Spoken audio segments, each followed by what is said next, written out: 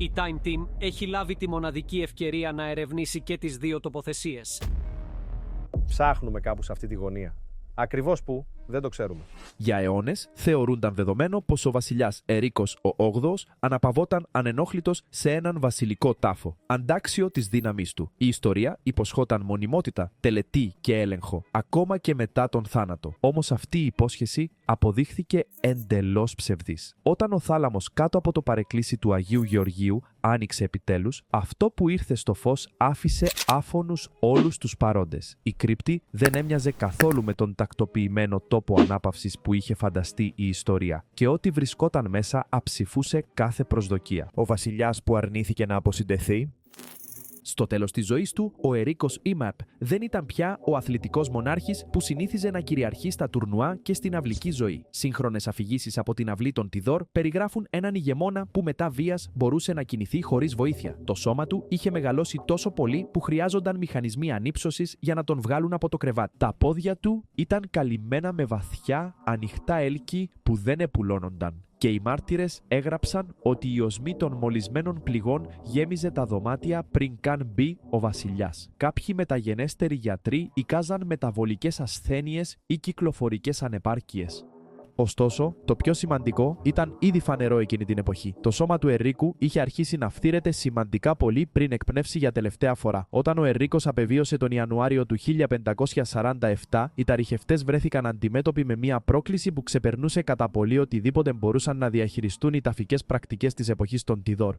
Η ταρύχευση εκείνη την εποχή βασιζόταν σε μπαχαρικά, έλαια, αλκοόλ και λινές γάζες. Τεχνικές που μπορούσαν να επιβραδύνουν την αποσύνθεση σε ένα φυσιολογικό σώμα, αλλά προσέφεραν ελάχιστο έλεγχο σε ένα που ήδη αποσυντίθετο. Το μέγεθος του Ερίκου έκανε τα πράγματα ακόμα πιο περίπλοκα. Χρειαζόταν ένα φέρετρο ασυνήθιστα μεγάλου μεγέθους, επενδυμένο με χοντρές πλάκες μολύβδου. Αυτά τα φέρετρα είχαν σχεδιαστεί για να συγκρατούν υγρά και οσμές, αλλά παγίδευαν επίσης και τα αέρια. Καθώς η αποσύνθεση προχωρούσε, η πίεση αυξανόταν μέσα στο σφραγισμένο δοχείο, μετατρέποντας το φέρετρο σε κάτι επικίνδυνα ασταθές. Τα προβλήματα ξεκίνησαν σχεδόν αμέσως. Κατά την νεκρική πομπή από το Whitehall μέχρι το κάστρο του Windsor, η συνοδεία σταμάτησε στην μονή του Σάιον. Σύμφωνα με διάφορες αναφορές, ένα σκούρο υγρό διέρευσε από το φέρετρο και συσσωρεύτηκε στο πάτωμα. Κάποιοι μεταγενέστεροι χρονικογράφοι ισχυρίστηκαν ότι κάποια σκυλιά μπήκαν στην αίθουσα και έγλειψαν το υγρό πριν απομακρυνθούν. Άλλοι ερμήνευσαν το περιστατικό ως θεία κρίση. Είτε υπερβολικό είτε όχι, το σίγουρο είναι ότι αυτές οι αναφορές αποκαλύπτουν πόσο βαθιά αναστατωμένος ήταν ο κόσμος από την κατάσταση του σώματος του βασιλιά. Ο Ερίκος τοποθετήθηκε σε μια προσωρινή κρύπτη κάτω από το παρεκκλήσι του Αγίου Γεωργίου. Αυτή η διευθέτηση δεν προοριζόταν ποτέ να είναι οριστική. Περίμενε να μεταφερθεί αργότερα σε έναν μνημειώδη τάφο τον οποίο σχεδίαζε για χρόνια. Τζέιν Σέιμουρ, η σύζυγος που του χάρισε τον μοναδικό νόμιμο γιο του, ήδη βρισκόταν σε αυτό το ίδιο δωμάτιο, επιλεγμένη από τον Ερίκο ως αιώνια σύντροφός του. Ακόμη και εκείνη τη στιγμή υπήρχαν σιωπηλές ανησυχίες. Κάποιοι από τους παρευρισκόμενους ένιωσαν ότι ο ενταφιασμός είχε γίνει βιαστικά. Άλλοι αντιλήφθηκαν κάτι παράξενο στο ίδιο το φέρετρο, σαν να συσσωρευόταν ήδη πίεση μέσα στην μολυβένια επένδυση.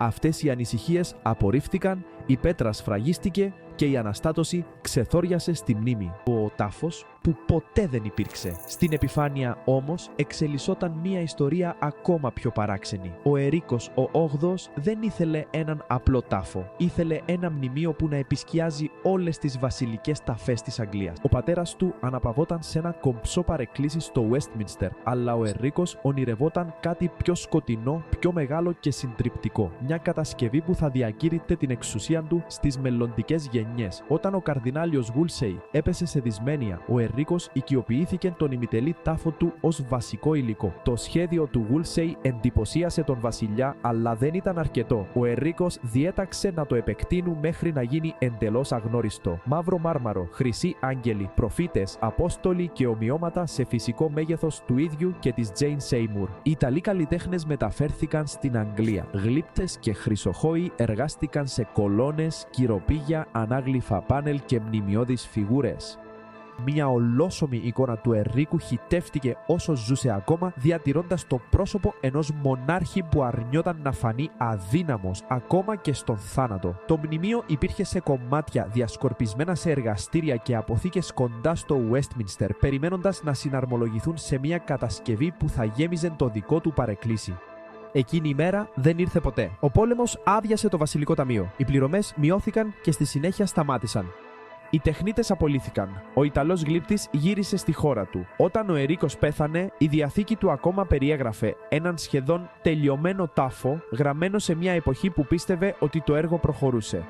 Στην πραγματικότητα, η κατασκευή είχε ήδη σταματήσει. Τα παιδιά του κληρονόμησαν το στέμμα, αλλά όχι την αιμονή του. Εδουάρδος, Μαρία και Ισαβέλα δεν έδειξαν κανένα ενδιαφέρον να ολοκληρώσουν ένα μνημείο που εξυπηρετούσε μόνο την υπερηφάνεια του πατέρα τους. Με τον καιρό, τα κομμάτια πουλήθηκαν, επαναχρησιμοποιήθηκαν ή έλειωσαν. Κάποια ενσωματώθηκαν στον τάφο ενός άλλου εθνικού ήρωα.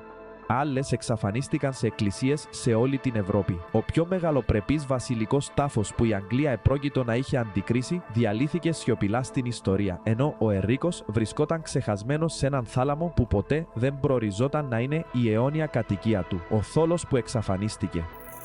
Επειδή η ταφή του Ενρίκου θεωρούνταν προσωρινή, δεν σκαλίστηκε καμία μόνιμη σήμανση. Δεν υπήρχε επιγραφή που να αναγνωρίζει τον τόπο. Ούτε διατηρήθηκε κανένα λεπτομερές σχέδιο του εδάφους. Με το πέρασμα των δεκαετιών, το παρεκκλήσι του Αγίου Γεωργίου άλλαζε. Αντικαταστάθηκαν τα καθίσματα του χωροστασίου, ανασηκώθηκαν και επανατοποθετήθηκαν πέτρες. Έγιναν επισκευές κατά τη διάρκεια περιόδων θρησκευτικής αναταραχής, όταν χάθηκαν ή καταστράφηκαν αρχεία. Με τον καιρό, ούτε καν ο κλήρος μπορούσε να αναγνωρίσει την ακριβή πέτρα κάτω από την οποία βρισκόταν ο Ερίκος. Στους επισκέπτες έλεγαν ότι ανάπαυόταν κάπου κάτω από τον χορό, αλλά κανείς δεν μπορούσε να δείξει το σημείο με σιγουριά. Η λατρεία συνεχιζόταν από πάνω του. Τα παιδιά της χοροδίας έκαναν πρόβα. Οι αξιωματούχοι περπατούσαν στο έδαφος χωρίς να γνωρίζουν ότι στέκονταν πάνω στα λείψανα του βασιλιά που μεταμόρφωσε την Αγγλία. Η δυσιδαιμονία αποθάρρυνε κάθε έρευνα. Κάποιοι πίστευαν ότι η διατάραξη των βασιλικών τάφων έφερνε κακή τύχη. Άλλοι ψιθύριζαν πως το δάπεδο κάτω από το χωροστάσιο φαινόταν ασταθές και δεν έπρεπε να το αγγίξει κανείς. Με τον καιρό, η ιδέα ότι ο Ερίκος βρισκόταν ακόμα σε έναν ανώνυμο τάφο έγινε αδιανόητη. Ο θάλαμος εξαφανίστηκε από τη συλλογική μνήμη, σφραγισμένος κάτω από πέτρα, σιωπή και λίθη. Θα έπρεπε να περιμένουν τον βίαιο θάνατο ενός άλλου βασιλιά για να ξαναέρθει στο φως. 2 βασιλιάδες στο σκοτάδι.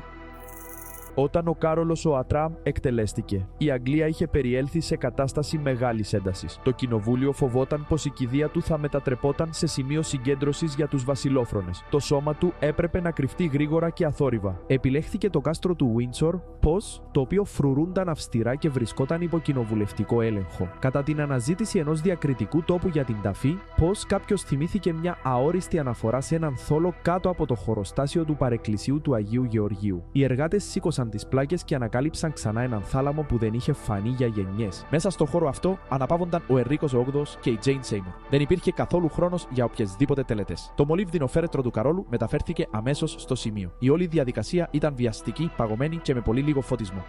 Ο θάλαμος ήταν πολύ μικρός για να κάνουν προσεκτικές κινήσεις. Οι άνδρες αναγκάστηκαν να σηκώσουν, να περιστρέψουν και να χωρέσουν το βαρύ φέρετρο με τη βία, μετατοπίζοντας τα άλλα καθώς το έκαναν. Μεταγενέστερες εξετάσεις υποδεικνύουν ότι τα ξύλινα στηρίγματα κάτω από το φέρετρο του Ενρίκου μπορεί να υπέστησαν ζημιά κατά τη διάρκεια αυτής της βιαστικής τοποθέτησης. Το τεράστιο μολυβένιο φέρετρό του, ήδη υπό εσωτερική πίεση, μπορεί να ράγισε ή να αποσταθεροποιήθηκε εκείνη τη στιγμή. Κάρολος ο Αφάριε τοποθετήθηκε λίγα εκατοστά από τον Ερίκο τον Μίμπεαρ, έναν βασιλιά που έφτασε τη βασιλική εξουσία στα όρια της και έναν άλλο που πέθανε υπερασπιζόμενος την. Μόλις ο Κάρολος βρέθηκε μέσα, ο θόλος σφραγίστηκε ξανά, περιέχοντας 2 μονάρχες και τις κρυφές ζημιές που προκλήθηκαν από τη βιασύνη, όταν το έδαφος υποχώρησε. Η κρύπτη παρέμεινε σφραγισμένη, μέχρι που κάποιες συνηθισμένες επισκευές μέσα στο παρεκκλήσι τα άλλαξαν όλα. Καθώς σήκωναν παλιές πέτρες κοντά στο ιερό, οι εργάτες παρατήρησαν ότι μία πλάκα κινούνταν περίεργα. Πριν βυθιστεί προς τα μέσα, άνοιξε μία τρύπα κάτω από τα πόδια τους, απελευθερώνοντας μία ρηπή κρύου και μπαγιάτικου αέρα. Φανάρια κατέβηκαν στο σκοτάδι, αποκαλύπτοντας έναν στενό θάλαμο με 3 μολυβένια φέρετρα. Το φέρετρο της Τζέιν Σέιμουρ φαινόταν άθικτο και και ίσιο. Εκείνο του Καρόλου Ατ έδειχνε το πέρασμα του χρόνου, αλλά παρέμενε συμπαγές. Το φέρετρο του Ερίκου πριν βρισκόταν σε έντονη κλίση. Οι ξύλινες βάσεις του είχαν καταρρεύσει εντελώς. Η μολύβδινη θήκη ήταν σπασμένη και παραμορφωμένη, ραγισμένη σε πολλές ενώσεις, σαν κάτι στο εσωτερικό της να είχε σπρώξει προς τα έξω με τεράστια δύναμη. Οι αξιωματικοί έφτασαν γρήγορα, ακολουθούμενοι από ιατρικό προσωπικό. Το παρεκκλήσι βυθίστηκε σε απόλυτη σιωπή. Ο θόλος φαινόταν εξαιρετικά εύθραυστος, σαν κάθε μικρή κίνηση να μπορούσε να προκαλέσει μια ακόμα μεγαλύτερη κατάρρευση.